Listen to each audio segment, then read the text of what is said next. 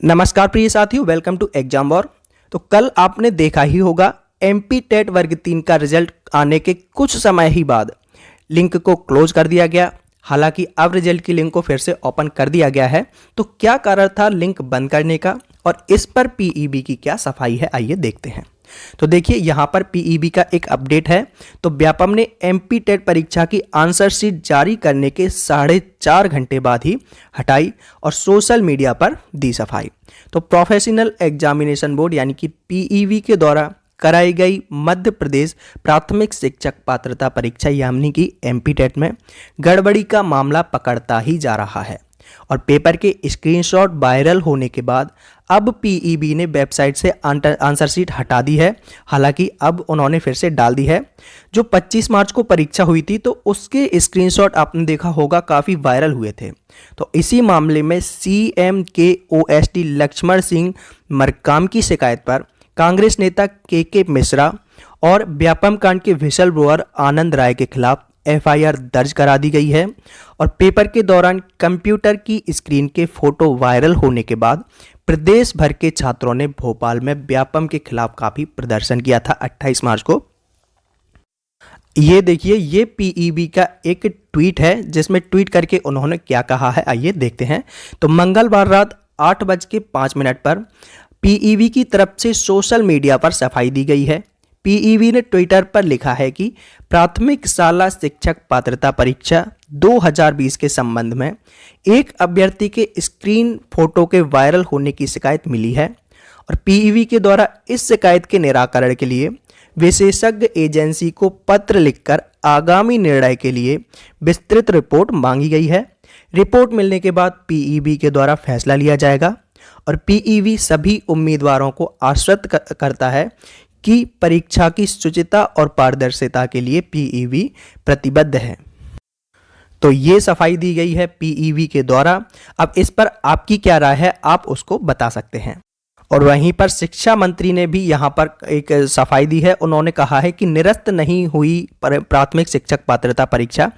School शिक्षा मंत्री इंदर सिंह ने प्राथमिक शिक्षक पात्रता परीक्षा वर्ग 3 की परीक्षाएं निरस्त होने की सूचना को निराधार बताया है और परमार ने बयान जारी कर कहा है कि परीक्षा निरस्त करने संबंधी खबरें भ्रामक और झूठी हैं। अफवाहों पर ध्यान न दें। परीक्षा नियम अनुसार समय पर आयोजित की गई है और सभी अभ्यर्थियों को सफल होने की उन्होंने शुभकामनाएं भी दी हैं। और इनके ही अगेंस्ट अरुण सुभाष यादव जी ने ट्वीट किया है कि डर अच्छा है। व्यापम ने 4 घंटे में ही अपनी वेबसाइट से वर्ग 3 की आंसर शीट हटाई है और सरकार को अब पूरी परीक्षा रद्द कर देनी चाहिए और इसकी जांच को सीबीआई को सौंप देना चाहिए। तो ये इन्होंने ट्वीट करके कहा है। ये बात बिल्कुल सही है कि परीक्षा रद्द होने वाली तो बाद की बात है, लेकिन फिलहाल तो सीबीआई जांच होना ही चाहिए। इस बात के लिए आप सबको और हमें सपोर्ट करना चाहिए।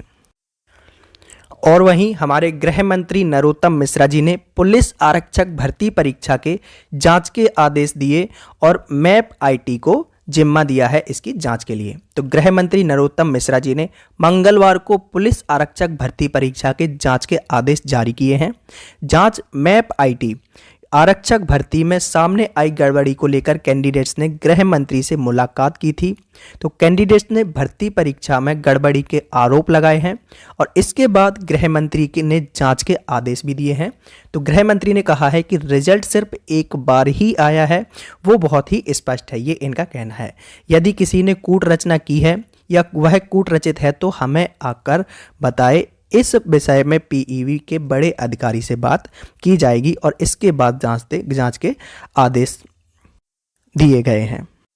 तो आप में से कोई भी ऐसे कैंडिडेट्स हैं जिनका बहुत से का रिजल्ट आया था, पहले क्वालिफाइड और बाद में नॉन क्वालिफाइड किया गया, वो यहाँ पर आपत्ति लगा सकते हैं। और दूसरे वो कैंडिडेट्स हैं कि जिनके अच्छे मार्क्स होने के बाद भी उन्हें यहाँ पर क्वालिफाइड नहीं किया गया। जैसे कि बहुत से ऐसे लड़के हैं कि उनका 75 नंबर पर ओबीसी में सिलेक्शन नहीं हुआ और 64 वाले का हो गया। तो इतना वेरिएशन तो नहीं रहता है नॉर्मलाइजेशन में भी कि 75-76 वाले का हो जाए ना हो और 64 वाले का हो जाए।